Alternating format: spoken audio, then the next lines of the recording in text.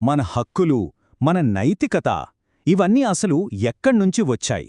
ఈరోజు ఈ విశ్లేషణలో కేవలం వాదనల మీద కాకుండా సాక్ష్యాల ఆధారంగా స్పష్టత కోసం చూద్దాం. అంతా ఒక చిన్న కార్టూన్తో మొదలవుతుంది. అవును, కొన్నిసార్లు ఒక సింపుల్ కార్టూన్ ఒక పెద్ద, లోతైన చర్చకు దారితీయగలదు. మనం ఈరోజు మన ప్రయాణాన్ని అలాంటి ఒక చిత్రం నుండే మొదలుపెడుతున్నాం. అయితే ఈ కార్టూన్ ఒక పెద్ద ప్రశ్నను లేవనెత్తుతుంది. ఏంటంటే, నైతికత ఎవరి సొంతం? చూడ్డానికి సింపుల్గా ఉన్నా ఇది చాలా పెద్ద ప్రశ్న. మన ఈ విశ్లేషణకు ఇదే మూలం. సరే, మొదటి విభాగానికి వద్దాం. ఒక కార్టూన్ రేపిన ప్రశ్న. ఈ కార్టూన్ కొన్ని చారిత్రక వాదనలని ఎంత తెలివిగా, హాస్యంగా ప్రశ్నిస్తుందో చూద్దాం. ఇక్కడ రెండు భిన్నమైన వాదనలు కనిపిస్తున్నాయి. ఒకవైపేమో దాతృత్వం, కరుణ లాంటి మంచి లక్షణాలన్నీ కొన్ని సంస్థల సొంతం అని వాళ్లు అంటుంటారు. మరోవైపు చూస్తే మానవ హక్కులు, బానిసత్వ నిర్మూలన లాంటివి ఎన్నో పోరాటాలు, అనుభవాల నుండి పుట్టాయి. మరి ఏది నిజం? ఇక్కడే మన విశ్లేషణలో ఒక ముఖ్యమైన పాయింట్ వస్తుంది. స్పష్టత వర్సెస్ వాదనలు. స్పష్టత అంటే ఏంటి? పరిశీలన, వాస్తవాల మీద ఆధారపడింది. మరి వాదనలు? అవి కేవలం అధికారం, నమ్మకం మీద ఆధారపడతాయి. ఒకదాన్ని మనం పరీక్షించగలం, మరొకటి కేవలం పదే పదే చెప్తూ ఉంటారు, అంతే. సరే, ఇక రెండో విభాగానికి వద్దాం. మంచితనం ఎవరి సొంతం?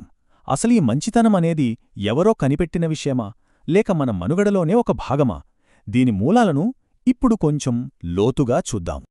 చూడండి, ఈ మాట ఎంత పవర్ఫుల్గా ఉందో. ఏ సంస్థ మంచితనాన్ని సొంతం చేసుకోలేదు, ఏ విశ్వాస వ్యవస్థ కరుణపై గుత్తాధిపత్యం కలిగిలేదు. అంటే నీతి అనేది ఏ ఒక్కరి ఆస్తి కాదు, అది మనందరి ఉమ్మడి వారసత్వం. అసలు సైన్స్ ఏం చెప్తోందంటే, సహకారము, సానుభూతి లాంటివి మనం మనుగడకు చాలా అవసరమైన లక్షణాలు. అందుకే ఈ నైతిక వ్యవస్థలనేవి మనకు మనంగా ఏర్పాటు చేసుకున్నవేగాని ఎవరి సొంతం కాదు. అవి మనతో పాటే పుట్టాయి, పెరిగాయి. ఇప్పుడు మూడో విభాగానికి వద్దాం. మానవ నిర్మిత బ్లూ ప్రింట్. ఇక్కడ మనం మానవ హక్కుల సార్వత్రిక ప్రకటన అంటే UDHR గురించి మాట్లాడుకుందాం. ఇది ఏ దైవ గ్రంథమో కాదు, మన కష్టాలు, మన అనుభవాల నుండి మనం రాసుకున్న ఒక బ్లూ ప్రింట్. ఈ UDHR అనేది 1948లో రూపొందించబడింది. ఇది ఎక్కడ్నుంచో ఊడిపడలేదు. నిజమైన బాధలు, నిజమైన అవసరాలను కళ్లారా చూసిన వాళ్లు రాసిందిది. ఆ కాలంలో జరిగిన భయంకరమైన యుద్ధం, ఆ నష్టం చూశాక పుట్టింది. అసలు దీన్ని ఎలా క్రోడీకరించారు? ఇది చాలా ఆసక్తికరంగా ఉంటుంది. మొదట బాధను గమనించారు. అంటే స్వేచ్ఛ, గౌరవం లేకపోతే ఏం జరుగుతుందో చూశారు. తర్వాత కొన్ని నమూనాలని గుర్తించారు. సమానత్వం లేకపోతే గొడవలు తప్పవని అర్థం చేసుకున్నారు. చివరిగా అలాంటివి మళ్లీ జరగకుండా ఉండటానికి ఒక ఫ్రేమ్వర్క్ని సృష్టించారు. సింపుల్గా చెప్పాలంటే ఇది సమస్యను అర్థం చేసుకుని పరిష్కరించే పద్ధతి అన్నమాట. సరే, నాల్గవ విభాగానికి వచ్చేశాం. ఇక్కడ మనం కలిసి జీవించడానికి కావలసిన కొన్ని ముఖ్యమైన సూత్రాల గురించి చూద్దాం. ఇవన్నీ మనం గమనించిన వాస్తవాల ఆధారంగా రూపొందించినవే. మొదటగా పునాది సూత్రాలు. చూడండి, మనుషులందరూ సమానంగానే పుడతారు. బయాలజీలో ఏ మనిషి గొప్ప, ఏ మనిషి తక్కువ అని లేదు. అలాగే జీవించే హక్కు, స్వేచ్ఛ, భద్రత ఇవన్నీ ప్రాథమిక అవసరాలు. ఏ మనిషి ఇంకో మనిషికి బానిస కాదు. ఇవి చాలా ప్రాథమికమైనవి కదూ. ఇక న్యాయం, నిష్పక్షపాతం విషయానికొస్తే చట్టం అందర్నీ సమానంగా చూడాలి. ఒకరికి హాని జరిగితే దానికి పరిష్కారముండాలి. సరైన కారణం లేకుండా ఎవ్వర్నీ నిర్బంధించకూడదు. అలాగే ప్రతి ఒక్కరి వ్యక్తిగత స్వేచ్ఛ, గోప్యతకు విలువ ఇవ్వాలి. ఇక కొన్ని అవసరమైన స్వేచ్ఛల గురించి చూద్దాం. మనకు నచ్చిన చోటికి వెళ్లే స్వేచ్ఛ, భద్రతను కోరుకునే హక్కు, అలాగే సంబంధాలన్నీ స్వచ్ఛందంగా ఉండాలి.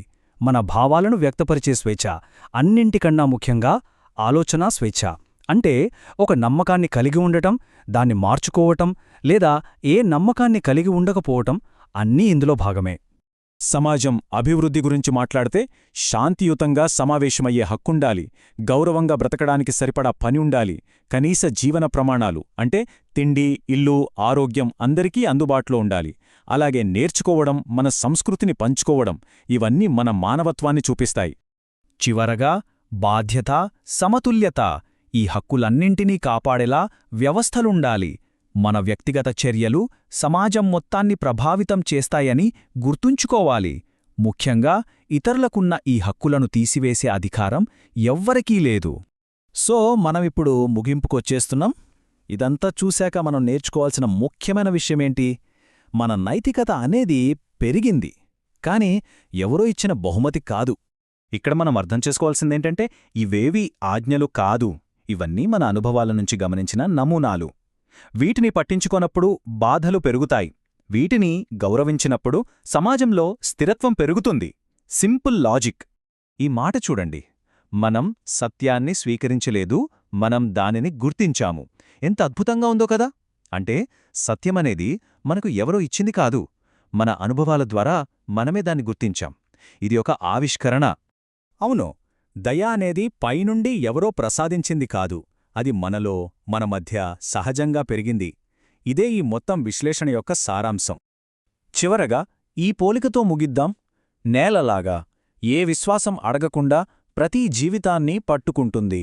అంటే భూమి ఎలాగైతే ఏ మొక్కాని భేదం చూడకుండా అన్నింటికీ ఆధారాన్ని ఇస్తుందో, అలాగే ఈ మానవ సూత్రాలు కూడా ఏ పక్షపాతం లేకుండా ప్రతి ఒక్కరి జీవితానికి అండగా నిలుస్తాయి.